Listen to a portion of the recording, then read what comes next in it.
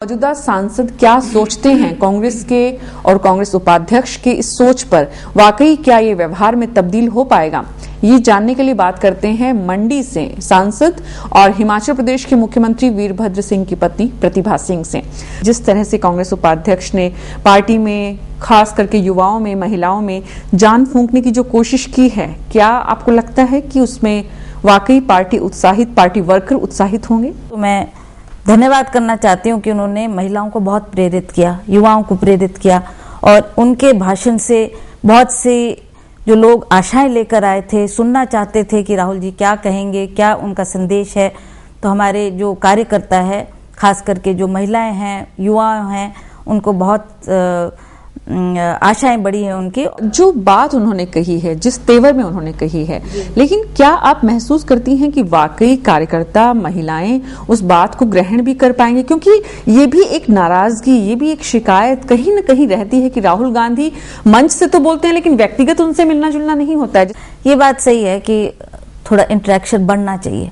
जो आम वर्कर है, जो आम लोग है, वो चाहते हैं कि हमारा ज्यादा से ज्यादा लीडर लोगों से इंटरेक्शन हो, हम अपनी बात कह सकें, अपनी दुख तकलीफ पार्टी के जो मुख्य है उनसे कर सकें, तभी वो आगे बढ़ पाएंगे। क्या कारण है कि जो ये भावना है वो व्यवहार में तब्दील नहीं हो पाती है? मैकेनिज्म कुछ इस तरह का अभी तक बन नहीं पाया उनके ऑफिस में, या उनके आसपास के लोग बनाने में अभी सफल नहीं हुए? मैं समझती हूँ जो ये हाल में हमारे चुनाव हुए हैं, जिसका परिणाम हमारे सामने है, इससे भी हमने बहुत कुछ सीखा है। अपनी गलतियों का एहसास हमें हुआ है, पार्टी की बात कर रही हूँ।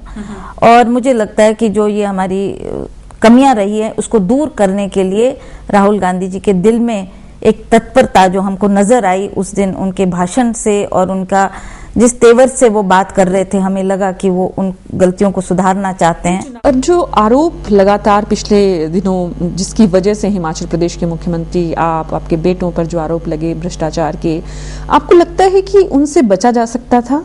बिल्कुल, ये मैं समझती हूँ कि सारा राजनीतिक से प्रेरित जो इन्होंने ये एक षड्यंत्र किया है। वीरभद्र सिंह जी जहाँ अपने ईमानदारी के लिए जाने जाते हैं, और मुझे अफसोस है, दुख है इस बात का कि मीडिया ने वन साइडेड स्टोरी, चाहे वो टेलीविजन पे चाहे अखबारों में, वो वन साइडेड स्टोरी। इसीलिए जानना चाहते हैं हकीकत क्या है? देखिए, मैं आपको सही बात बताऊं कि हमको पैसे की जरूरत थी और हमने अपना एक पार्ट ऑफ द पैलेस के वो हमने होटल में कन्वर्ट करना था।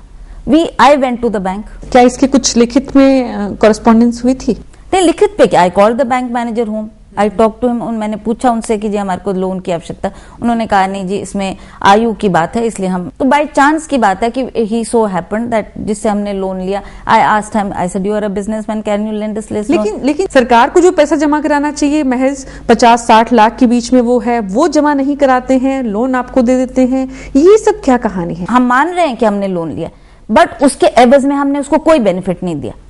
हमारे टेन्योर में वो कैंसिल हो रहा है, कहीं भी कोई मॉनेटरी बेनिफिट उस प्रोजेक्ट को नहीं दिया गया। लेकिन इलेक्शन कमीशन में ये आपने शो नहीं किया? क्यों नहीं? हमने जब इलेक्शन के उसमें नॉमिनेशन में ये दे रही हूँ और उसमें लिख रही हूँ। ये संभावना है कि सरकार अपनी तरफ से सीबीआई जांच की घोषणा कर दे जल्दी ही? तो हम तो कह ही रहे हैं कि अगर आपको लगता है तो आप कर लो सीबीआई इन्वेस्टिगेशन। नहीं, लेकिन वो राज्य सरकार इनिशिएटिव लेगी तभी होगा। तो कहा है ना ओपनली वीरभद्र सिंह जी ने कि आप अगर मेरी इन्वेस्टिगेशन करना चाहते हैं तो कब राज्य सरकार ये लिख के दे रही है कि सीबीआई जांच हो? दिया होगा उन्होंने, वहाँ हमारी लोकायुक्त को भी लिख के दिया होगा, गवर्नमेंट को लिख के दिया है, प्राइम मिनिस्टर को कहा है। इसका आने वाले लोकसभा चुनावों पे असर पड़ेगा? लोग जानते हैं हमने कोई गुनाह नहीं किया है, कोई अपराध नहीं किया है, कोई करप्शन नहीं किया है। जिस बात को ये बीजेपी के लोग बार बार उछालकर इसको इतना बड़ा मुद्दा बनाने की कोशिश कर रहे हैं,